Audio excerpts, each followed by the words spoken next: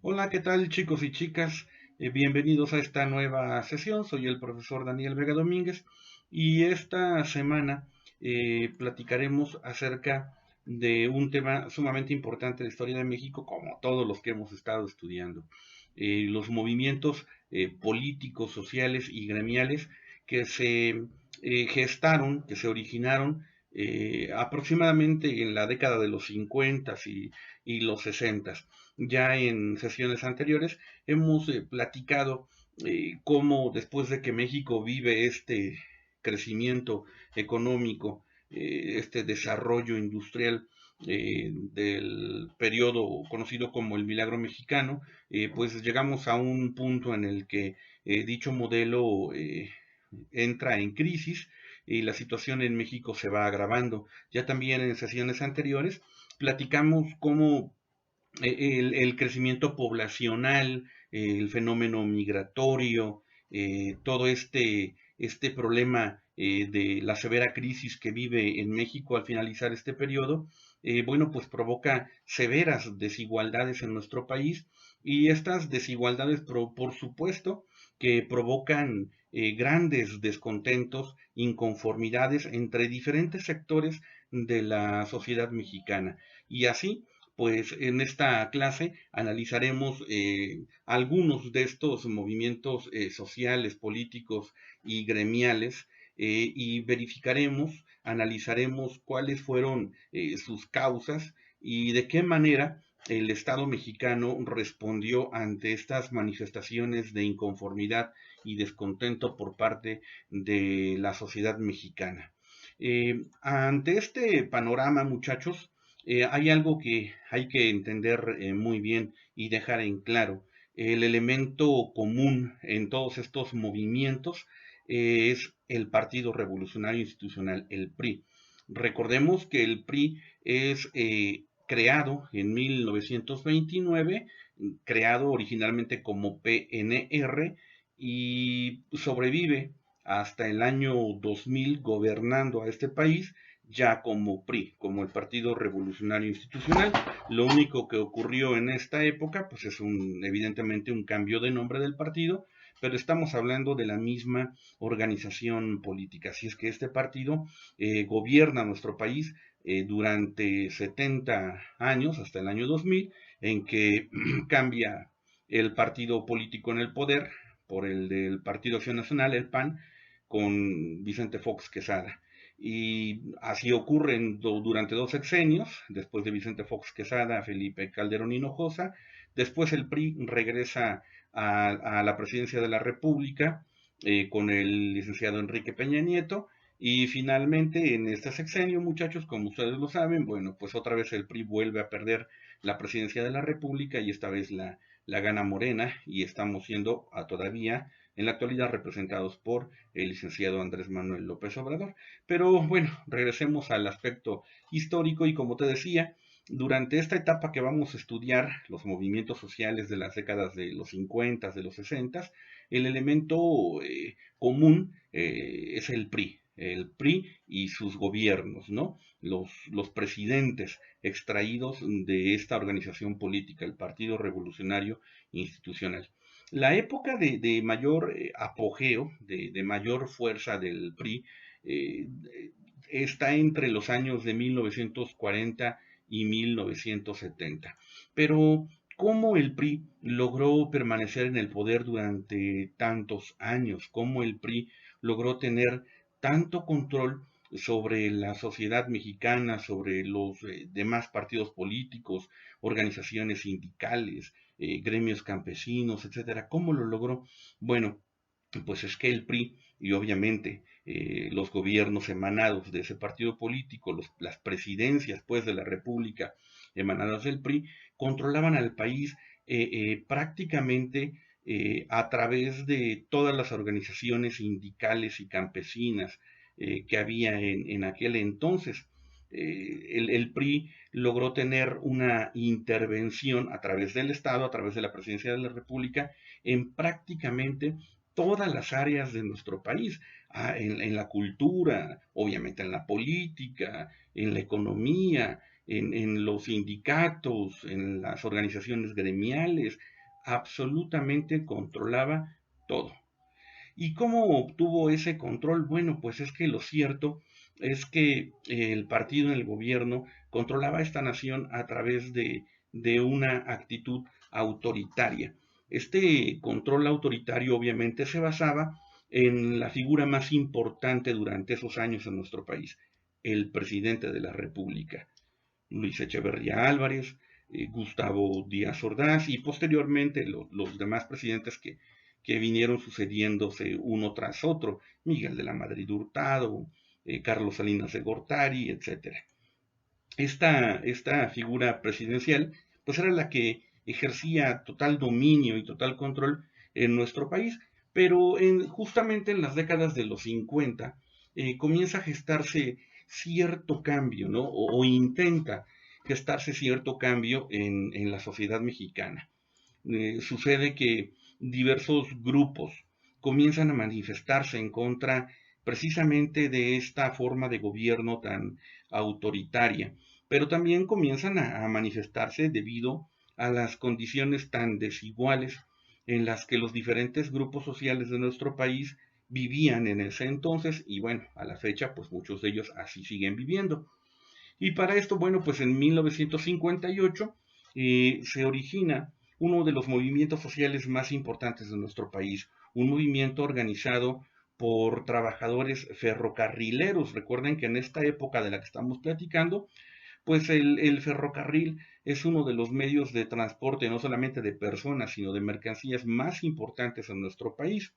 Es decir, en la actualidad es cierto que el tren, el ferrocarril, ha dejado de tener cierta importancia, aun cuando la sigue teniendo, pero ahora es un poco menos, digamos, determinante en la economía de nuestro país. Sin embargo, en esas épocas el ferrocarril era fundamental para la economía de nuestro país.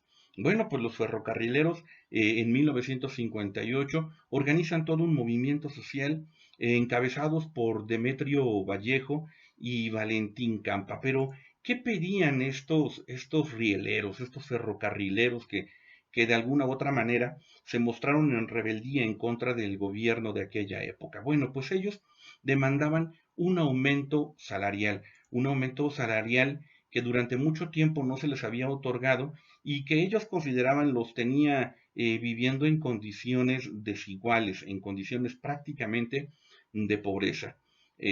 Para lograrlo, hicieron diversas manifestaciones hasta que finalmente se declararon en huelga. Y es importante mencionar que a esta huelga de los ferrocarrileros se unieron otros grupos sociales, otros grupos importantes de nuestro país, incluidos los maestros y algunas organizaciones de telegrafistas. ¿Cuál fue la respuesta del gobierno ante estas manifestaciones, ante estas demandas de aumento salarial por parte de los ferrocarrileros? Bueno, pues la respuesta del gobierno en turno fue la represión, es decir, el uso de la violencia para mitigar, para aminorar, para de alguna u otra manera destruir esas manifestaciones.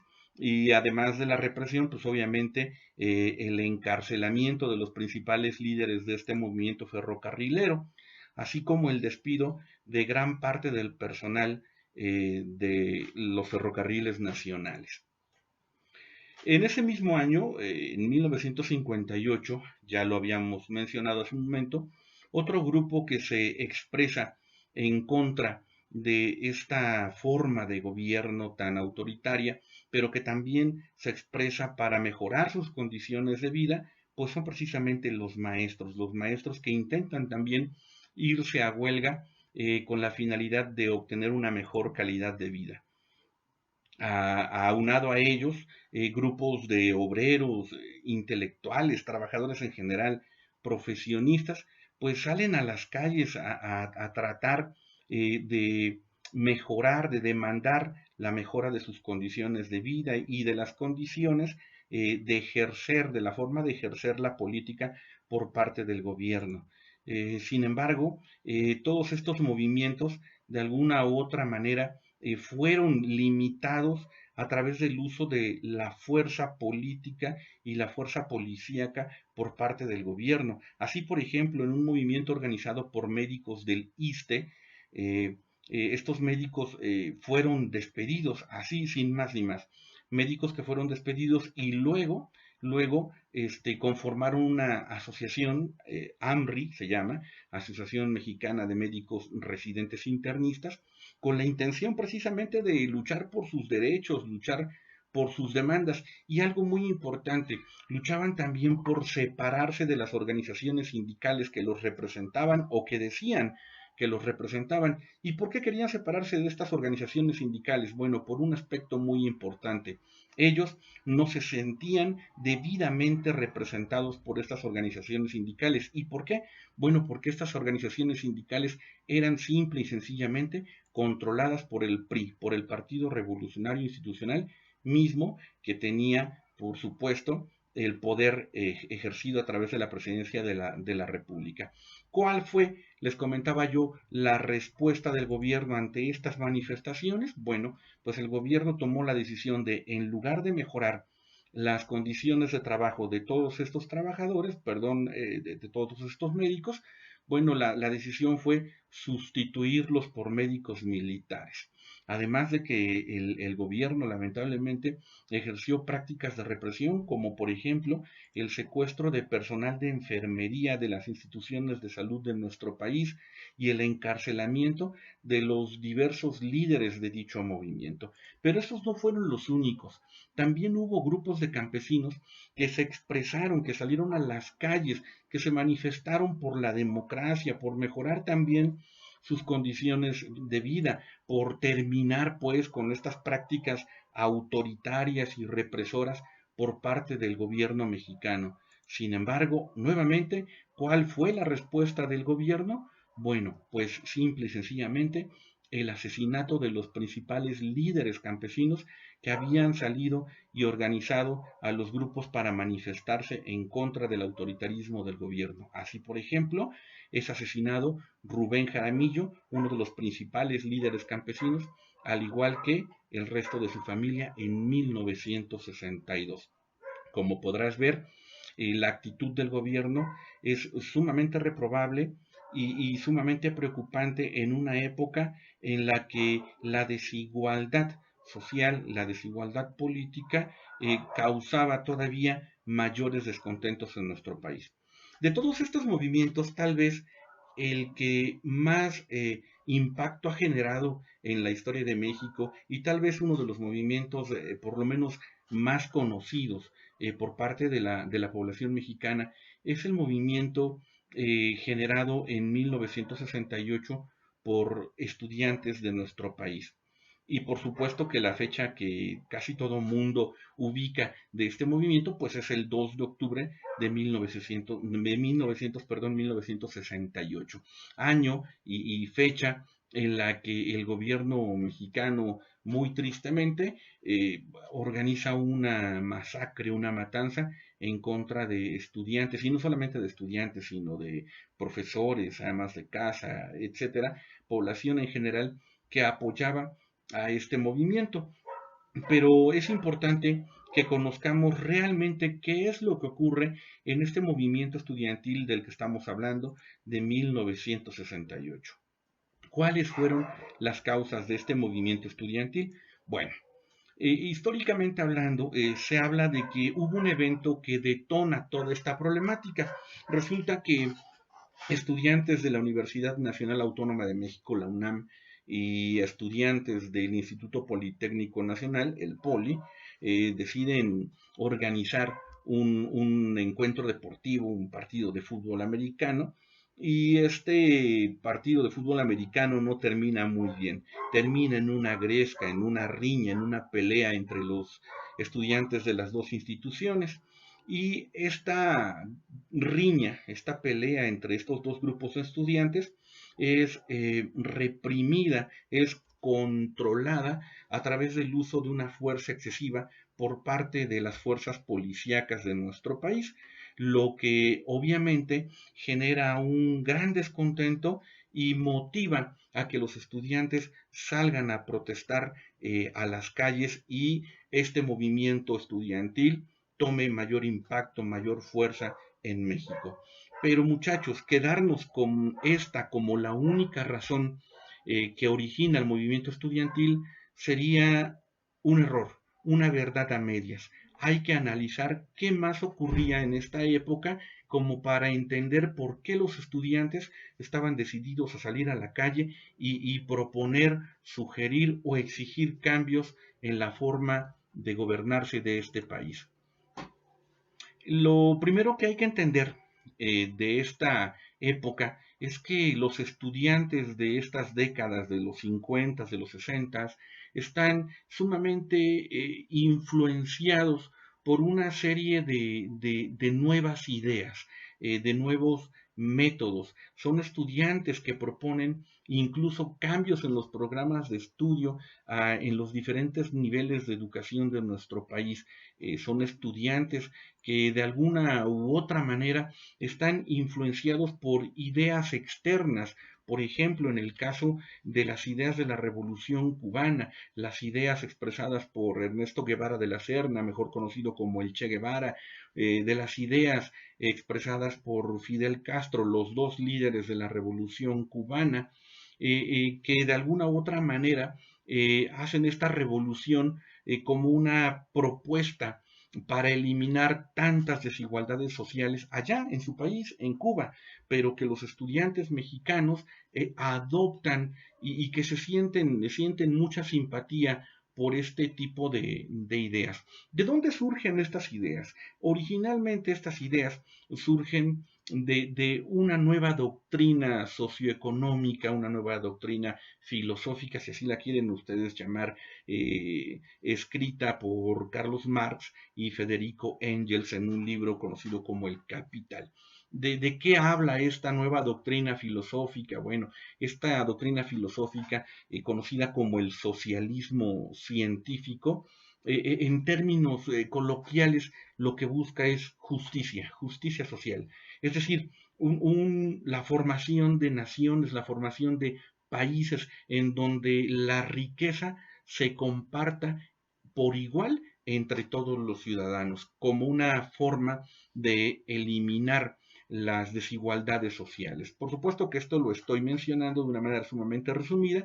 Si tú quisieras saber más o conocer más acerca de este socialismo, de esta doctrina socioeconómica, pues te recomiendo que hagas una investigación más profunda. Pero bueno, en resumen, de eso se trata, ¿no? De compartir la riqueza por igual entre todos los ciudadanos. Y estas ideas por supuesto, que permean, que influyen en la forma de pensar de los estudiantes, de los jóvenes mexicanos de aquella época. Y por eso entre 1964 y 1970, en nuestro país surgen diversos movimientos estudiantiles que están enfocados, ¿verdad?, en exigir justamente cambios en la forma de hacer política de nuestro país.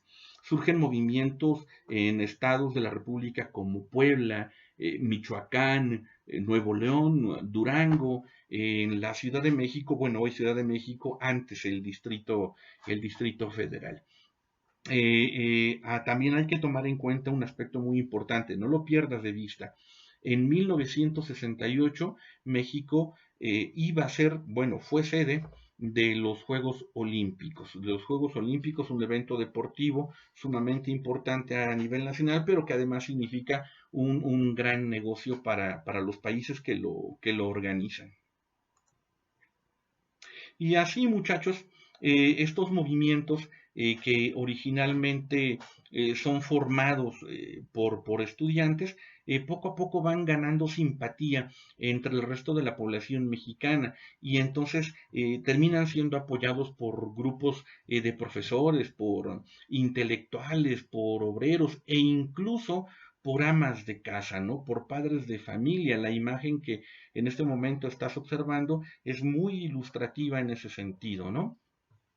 El problema, ahora sí muchachos, ahora sí, Ya que conocemos todo este antecedente, el problema, por supuesto, que se agudiza en julio de 1968, cuando se suscita este enfrentamiento derivado de un encuentro deportivo del que hablábamos hace un momento. Sucede este enfrentamiento entre estos dos grupos de estudiantes y el gobierno mexicano responde a este enfrentamiento entre estudiantes, ya lo mencionábamos, con un uso excesivo de la fuerza policíaca. Muchos de estos estudiantes son golpeados, se habla incluso de algunas muertes en ese evento y finalmente este movimiento estudiantil entonces se genera como una respuesta en contra de la represión que ejerce el gobierno este, afectando a los estudiantes mexicanos. Pero este movimiento, muchachos, recibe como respuesta todavía más represión. El ejército, por órdenes del gobierno mexicano, el ejército entra a la Universidad Nacional Autónoma de México, incluso se habla de un bazucazo a la Escuela Nacional Preparatoria de la UNAM, lo que provoca que el propio rector de la UNAM encabece una marcha de protesta para ir en contra, pues, de estas acciones represivas por parte del gobierno mexicano. Finalmente, ante esta situación, estos dos grupos que originalmente se habían enfrentado en una riña de adolescentes, en una riña de muchachos, terminan uniéndose para manifestarse en contra de esta postura del gobierno mexicano. El Politécnico y la UNAM se unen en este movimiento y pronto muchas otras universidades, incluso privadas, y como los decía yo hace un momento, obreros, trabajadores, intelectuales, profesionistas, se unen a dicho movimiento para que finalmente formen entre ellos un Consejo General de Huelga. Este Consejo General de Huelga se forma con la intención de organizar un pliego petitorio dirigido al gobierno mexicano. ¿Qué pedían los estudiantes entonces? ¿Cuáles eran las demandas más importantes que estaban integradas en este pliego petitorio del Consejo General de Huelga? Analicémoslas. Lo primero, renuncia de los jefes policíacos. Los estudiantes exigían la renuncia de los principales jefes policíacos porque evidentemente estos eran quienes habían liderado la represión en contra de los estudiantes. Además, estos muchachos exigían una indemnización económica a las familias de los estudiantes que habían sido lastimados o agredidos en estos actos de represión policíaca. Además, solicitaban, exigían la libertad de muchos de esos estudiantes que en dichos movimientos habían sido apresados, tomados por presos, libertad a sus presos políticos. Finalmente, hay eventos de este movimiento estudiantil sumamente importantes, marchas, pronunciamientos, diferentes convocatorias, diferentes discursos que se pronunciaron en diversas plazas de nuestro país, sobre todo en la Ciudad de México, y el 13 de septiembre se convoca una marcha conocida como la Marcha del Silencio. Esta Marcha del Silencio agregaba además una nueva exigencia al pliego petitorio de los estudiantes, la anulación del delito de disolución social. ¿Qué significa esto? Bueno, para aquel entonces, en México, en el Código Penal, el delito de disolución social le permitía al gobierno eso precisamente, disolver cualquier tipo de manifestación y prácticamente sin importar si las demandas eran justas o no.